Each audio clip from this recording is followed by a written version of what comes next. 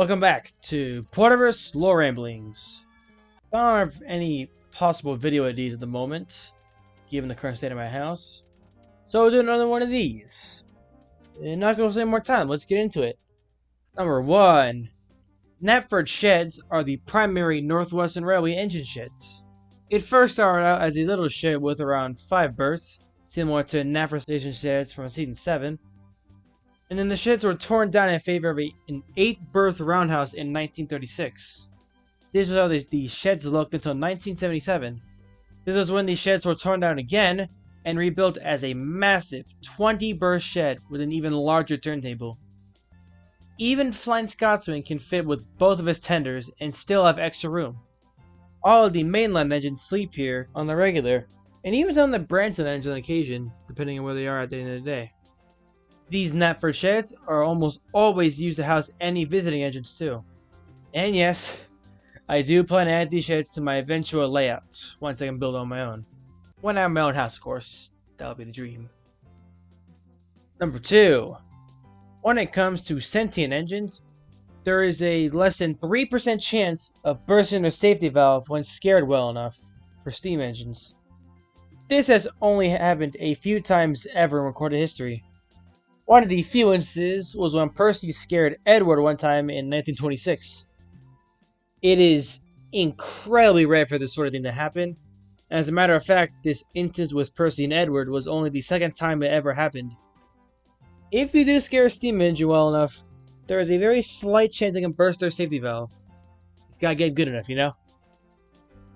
Number 3. Lowham Hatt is the brother of Sir Stephen Tom Hatt III. He became the manager of the Sodor Bus Company when the Northwestern Railway purchased it in 1979. Stephen Hatt's thing is trains, while Lowham Hatt's thing is buses. He will maintain his position in the company until retiring in 2011, and a memorial plaque was placed at the Sodor Bus Company headquarters in Lower Tidmouth following his death in 2012, and he is honored every year on his birthday ever since. Number 4. Sodor is home to 2 racetracks. One is located in Farquhar, and the other is located in Kelsthorpe. Races are held on occasion in a seasonal schedule, and nowadays they only run exclusively classic race cars. One of these classic race cars is in fact the motherfucker known as Ace.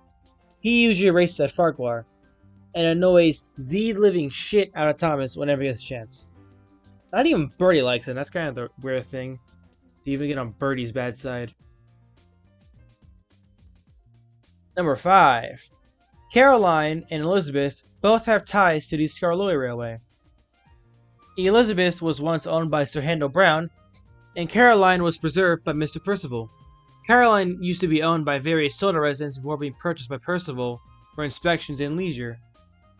And Elizabeth remained in Skarloey Railway hands after Sir Handel Brown's death. It is now part of the trio known as the Mountain Road Girls. The Mountain Road Girls consist of Caroline, Elizabeth, and Madge. They are the 3 main road vehicles owned by the Skarloey Railway, and are often part of road galas on occasion. And they're all still around today, and are the absolute closest of friends. Number 6. Sigrid, the mini rail car, does in fact exist. The situation is similar to Oliver and Oliver meeting for the first time. The two would first officially meet in 1975 when Sigrid entered service. While Sigrid did wonder how the miniature engines were sentient in the first place, given how exponentially smaller they are compared to standard gauge engines. But regardless of this, both Sigrids get along well with each other. And they often talk at Arsdale End, which is the terminus of the Arsdale Mini Railway. Pretty cool. Number 7. The blister engines of the Arsdale Mini Railway were built alongside Sigrid in 1975. However, they are both 8-wheelers, and are much longer in length as a result. And they are named Dominic and Diane respectively. They are the chaotic twins that are essentially the bash and dash of the Arsdale Mini Railway, and Sigrid is the one who usually keeps them at bay, given that they are technically her younger siblings. So yeah, it's the blisters and the Porterverse. Thank you all very much for watching this episode of Porterverse Lore Ramblings, and I shall see you all same time next week.